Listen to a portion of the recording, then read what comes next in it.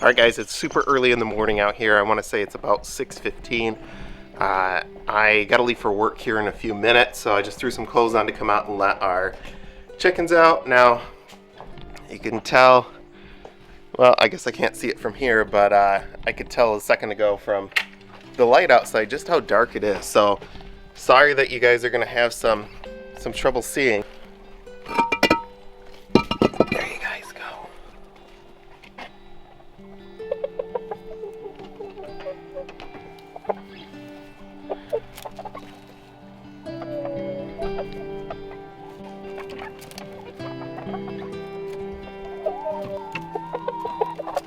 Alright guys, sorry, it's gonna look a bit dark on the screen right now, but we are outside. It's about 6:15, maybe it's closer to 6:30 in the morning, and I just want to get this done before I get to work, but I just let the chickens out. And the last couple of days, we have run into an issue with raccoons and possums outside. So today, this afternoon, Amelia and I, we're going to take a run into town. She wants to go get some clothes, but we're going to take a run into town, and we're going to go ahead and we're going to pick up some new live traps, and we're going to see if we can't catch these. The other day there was some massive raccoons out here in our yard again. We haven't seen them in a couple of months, really since the first month that we got our hens out here. And then last night I was going out to check on everything, close up the chickens, and there was a massive, honestly I thought it was a rat to begin with, but there was a huge possum out here. It was out in our barn, so I got that out of there. But they are chewing a bigger hole in the back of the barn to get in, so we're gonna go ahead after work today. We're gonna get that sealed back up. I'll just put some wiring up, and then we'll get some traps out here if we can get some. I know they've had a ton at the store lately, so hopefully, fingers crossed, we don't run into any shortages with that. But we're gonna go ahead and we're gonna get those out, and then hopefully we can trap whatever's been out here before they get into our coop and mess with our hens. Now these guys, they were pretty freaked out last night by whatever it was. I don't know if it was the possum or the raccoon that was getting in there, but hopefully, like I said, we can just get this taken care of real quickly, and we won't run into any issues with it. So I'll check in with you guys in a couple hours.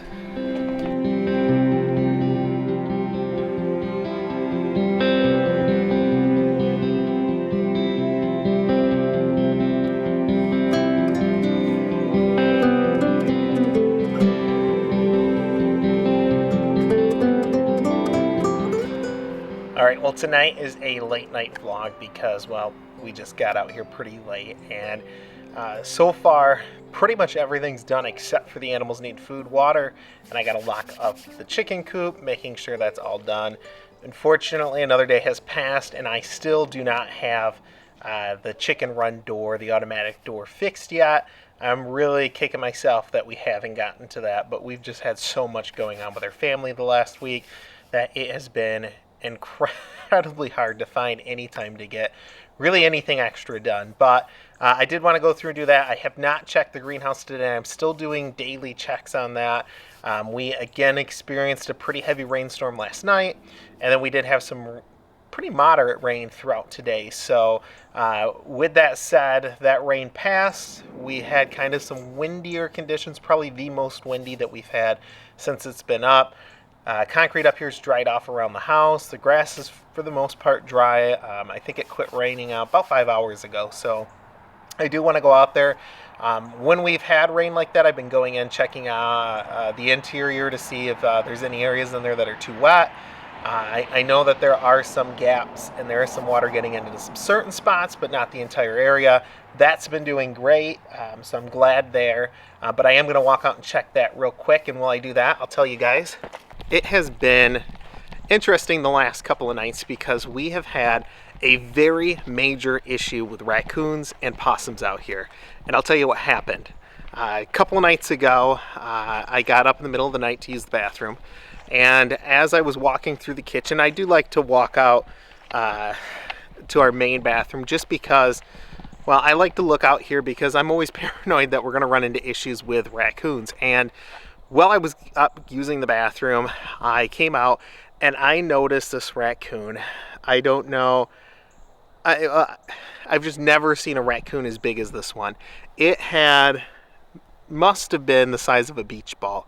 It was massive, it was round, and it was just walking up across the concrete right up here. And as it was walking through there, it acted like it kind of owned the yard. So I came outside and it just stopped right there on the concrete. And I figured as soon as I walked out, it would have taken off, but it didn't. It just sat out there. So here I am. I'm in my pajamas. It's the middle of the night. I grabbed this outside broom that we had sitting up by the door, and I kind of chased it off. But it was gnarly, hissing, and all kinds of stuff. But it took off. It didn't stop. It was just hissing its way into the woods. And then two nights pass. Nothing. That second night, or the second morning, I get up, and again, here's this huge raccoon outside. And like I said, I kid you not, it is the size of an inflated beach ball. It was massive, and I'm just worried that with it walking around up here, it's always heading back towards our chicken coop. Hopefully it's just passing and going into the woods on the other side, but it worries me. So anyways, I kept an eye on it. I came back out here, I chased it off that morning, but I didn't see where it went into the woods to kind of check for a live trap. And I thought, weekend rolls around, I got to get me a live trap. And of course, the night after that, I go outside. I got our afternoon chores done. I got done recording our vlog. I went inside, took a shower, kind of got dressed. I noticed that I left the barn door open with the light on. I went outside to shut it off, and there was a massive possum in there. And I kid you not, it was probably the biggest possum I've ever seen. I don't know how we end up with such large animals out here like that. So anyways, I got that closed up, chased him off, and told Amelia today we had to go to the store to see about getting some live traps. And I know that I said in yesterday's vlog we were going to be doing that, but we didn't get to that night, so we went today. And I have to tell you guys, I was so frustrated because we went to TSC first, and they had this massive cage for like foxes and stuff, a live trap, for $169. And I asked the guy where the other cages were, and he told me, well, that's all they had, and kind of gave me this weird explanation that the reason why that was all they had was because of COVID. And I have no idea how that was related, but he certainly thought that for some reason it was. Left there, went to Family Farm and Home, and sure enough, absolutely no cages there except for the same giant. I think it even showed a cougar on it. I mean, there's no way that a cougar could have fit in this thing, but same cage, same price. So I flagged down one of the workers there after like 10 minutes of trying to find someone and asked him the same thing. And he told me that just frankly, people are coming in buying these things like crazy, that there just seems to be an explosion of raccoons all of a sudden everywhere. So anyways, long story short, no cages for us. And I've seen these cages every single time we've gone to the store. I swear to you guys, all summer long. And then of course when we need them, they are gone. So super frustrated. We left there, we got back. That's why it's so late out now. We just got done with dinner, and not only that, it is getting dark out earlier. So I'm gonna get over here. I'm gonna get checking on these guys.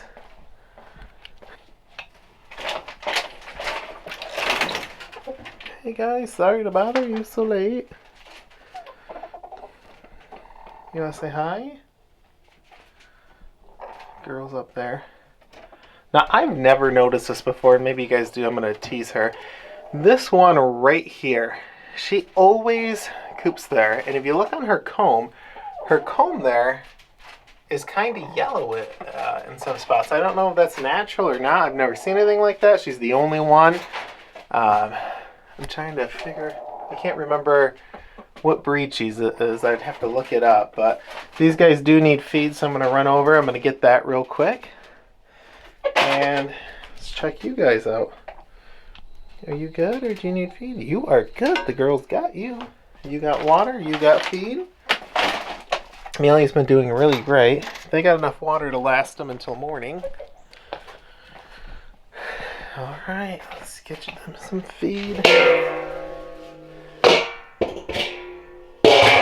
Well, shoot. We lost.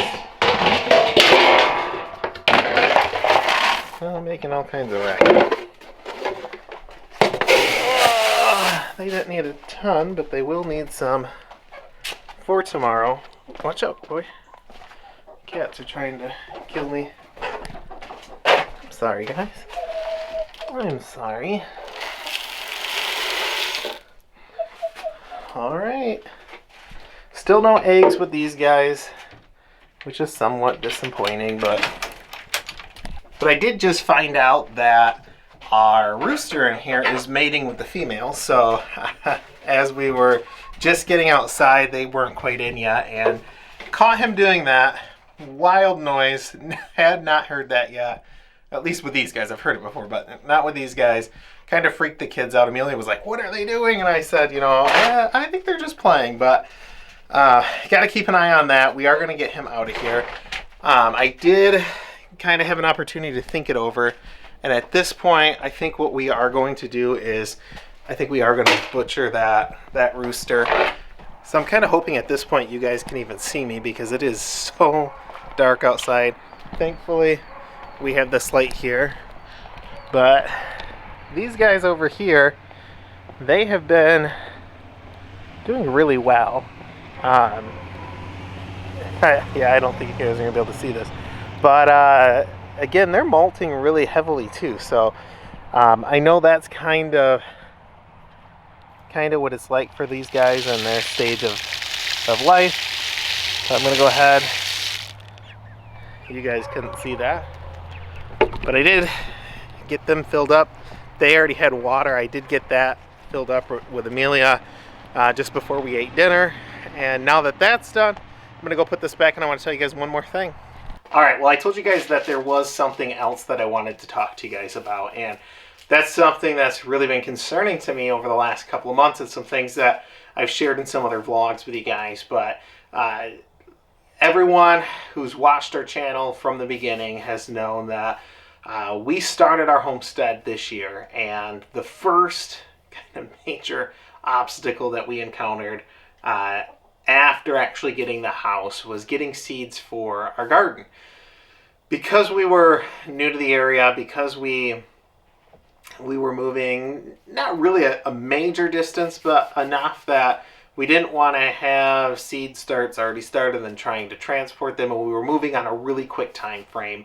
We decided to wait and purchase our seeds once we got moved, and when that happened, we unfortunately ran into a major stumbling point where we were not able to get any of the seeds that really we needed. I had to go online and order some. I found a couple in store, like the asparagus beans that we planted. That was nothing that I wanted to plant, but they were the only kind of beans that we could purchase. And unfortunately, we ended up paying way more than we should have to have not what we wanted. And it was really concerning to me because, you know, it was our first year, and really our goal for this year was to just get whatever we could out of the ground. And I want to say that was a success. I am happy with that. But at the same time, too, we could have done better. And our goal is to do better next year. So that was kind of the first obstacle that we ran into. And then if you've been watching more recently in the last couple of months, you know, I've been talking very regularly about our inability to find chick feed everywhere within like 100-mile radius of where we live. I've contacted feed supply stores. I've gone to big box like TSC, Family Farm and Home. I've shown you guys videos of me walking around inside their stores unable to find what we need. And then we ran into issues finding meat bird feed, and I still cannot find chick feed, but I've kind of given up on that. Our birds are at the point that they should be laying already, so we switched over to layer feed, which I had no issue finding. I want to make that very clear. There was tons and tons of layer feed by different by different brands, and really everywhere we looked, it was just chick feed. It was impossible to find. Then more recently, we fast forward, we've went out to get our live traps, and unfortunately at TSC they said that they were not available because of some kind of long story about COVID, Family Farm and Homestead, that people are just buying them up like crazy and they haven't gotten any more in on any shipment the last couple of weeks. And it really got me thinking because, as most of you guys probably already know, I am an educator and my students right now are virtually learning. I still report to our school building every day of the week except for the weekends. And each Monday we deliver our meals to our families that don't want to come up and pick them up, who don't want to, or who might be worried about COVID, or who might not have transportation or might be low income. There's a number of factors. So out of my students, approximately 11 of them I have to go each Monday and deliver meals to. And I have an opportunity to talk to some of them, again, practicing 6-foot safe social distancing guidelines. And, I'll talk to them on their porch, and I always ask them, is there anything that you guys need help with? Is there something that maybe you're struggling with that you could use some assistance on, or maybe even a little bit of information about? And really the number one topic that I continue to get told is families are struggling to afford groceries, and how much of a difference this even small amount of food is making for their family. And it really has gotten me thinking, when I'm delivering these meals, I'm in my car for anywhere, generally speaking, between 3 to 5.5 hours. I mean, it takes forever to deliver meals. But while I'm thinking in my car on the long waits in between houses, I really am starting to worry a little bit more and more about what it's going to look like kind of middle to late summer of next year. I mean, think about this at this point. We have an unprecedented experience going on when we have families who can't, they're already low income. We have a family household size of 6, and our number one most expensive our expensive bill is groceries. And, with COVID going on, we have that as a major factor. We then have equipment shortages. We have food shortages. And that equipment shortage also goes for people growing food, which means we're escalating the issue that there's going to be more food shortages. And then we have a ton of stores in our area, and I've talked about this at least twice now in different vlogs. We have where stores are eliminating sale prices on food. Their ads are very, very limited. Our major grocery store in our area, they would have tons of food sales right now. It's really been only on things like pop, candy, some seasonal like strawberries, blueberries, things like that. But the everyday groceries, we have not, for the most part, those sales have gone away. I have seen some meat sales this last week, but other than that, really not too much, and not as big as what they were previously. So that said, I think that, we're going to see more and more families unable to afford groceries because of what's going on. And then we have to look at, we have a massive sector of our work work environment where people don't want to go back to work because they're afraid of getting COVID. Maybe they're making more off from unemployment or from some of the pandemic relief funds that have been issued. And now we have small businesses and even larger businesses that are hiring new staff, and that would traditionally be making minimum wage at a significantly higher wage. Now, don't quote me. Here in Michigan, I want to say it's like 10 something or 11, somewhere around that ballpark. Again, don't quote me. But right now, every single fast food chain in our area, every single store that is hiring that would traditionally hire at minimum wage or just above minimum wage is hiring between $15 and $17 an hour. And they're still struggling. And I mean struggling to fill those positions. At our school alone, we hire PSAs, which are assistants to classrooms. And I think they make about $12 an hour. And we have gotten to a point where we cannot hire anyone because they can make more money working at McDonald's in a much less stressful environment. And it's just to the point that I think we're going to start seeing businesses running into a production issue because they cannot hire the staff that they need. So I really think that we are coming forward to a perfect storm. And as a homesteader, I want to reach out to you guys to share that please do something this upcoming spring to be ready for this, and maybe not even wait until spring. You're going to see, and you've already seen a little bit, but you're going to see more of us getting some fall kind of chores done to get ready for winter. This is going to be a brutal winter, I think. That's what I keep hearing. A lot of snow, a lot of cold, especially here in Michigan. And I keep hearing that that's going to be most of the country, especially northeast. And, you know, when we get out of this, it's going to be a long winter. When we get out of it, we're going to want to get right into growing for spring. So we did our Harvest Moon giveaway. That's why I wanted to give away a gift certificate for our winner to get seeds. Unfortunately, I haven't got the gift certificate yet. Once I do, that'll be going out. So if our winner's watching, it is coming. I promise. I promise. I promise. But, you know, please make plans. Please be ready, because there's a change coming. And I don't think we're going to see like a food shut off where you're not going to be able to get what you need at the store. But we are going to see more and more of a trickle-like production. And when that happens, demand is still there. Supply is low, which means prices are going to go up even further. Here where we are, I want to say we've already seen probably a 7 to 10% increase in food cost. And for us, I mean, that's a significant amount. I mean, for me, I did the math on this earlier. That is what I spend in gas a month driving back and forth to work, or almost a month.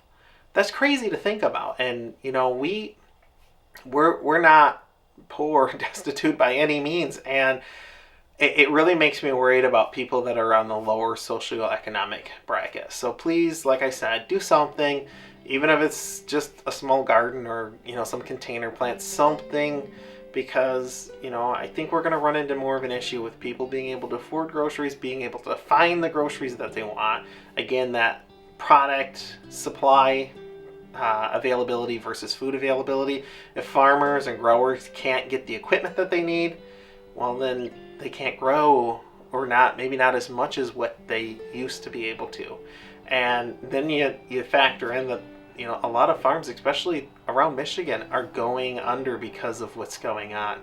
So, you know, that's going to push prices up even further. So please, please, please just be ready, because we don't know what's going on. And, you know, I want to encourage you guys, homesteader to homesteader, like I said, even if you're a gardener, maybe you're not into this at all, maybe you're just thinking about it, or you just like watching our videos, just do something to be a little bit ready.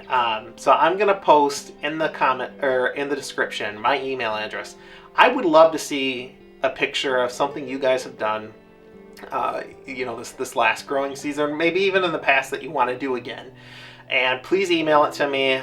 Fingers crossed I'm not going to get spammed by anyone. It's probably a mistake, but, you know, I wanna see what you guys are doing. So like I said, I'll leave my email there. If you send me the picture, I'll probably use it in an upcoming video. I do want to talk about community a little bit more, and I really want to see what you guys are doing. So like I said, email's in the description. Please send me a picture, or maybe even a short video of something you've done, and I'll include it in our vlog. I want to encourage you guys, and I want you guys to know that we're here to answer questions for you guys, or comments. If you do have a question, leave it in the comment section. We generally get back to our viewers within 24 to 48 hours. So 48 hours is kind of the max. If for some reason you do leave a comment, we haven't gotten back to you, just leave another comment, and it just means we missed you, and we'll get to you. But, you know, if you have a question about growing in the garden, or raising your own meat birds, or raising rabbits, or a worm bin, or anything else that we've done on our channel so far, even if I can't answer it, first and foremost, I'll tell you, if I can't answer it, I'm not going to try to put together an answer for you, but or make something up. But, you know, I'll tell you, I can't answer that for you, but I know someone that might be able to, and we'll work out finding the answer together, because we are all learning, and I'm someone that loves to learn. It's why I'm in education still. But other than that, it is super cold outside. I think it's like 45 or 46. I have a long sleeve on. I had my hood on earlier, but I'm wearing shorts right now because I was already kind of for our evening. The kids just popped some popcorn. We're gonna go and watch a movie, and then I'm heading to bed. So other than that, like I said, emails in the description. Please send me a picture. We'd love to see what you guys are doing. We'll include it in a vlog, so just know if you do send it to us, it's gonna go up on a vlog at some point.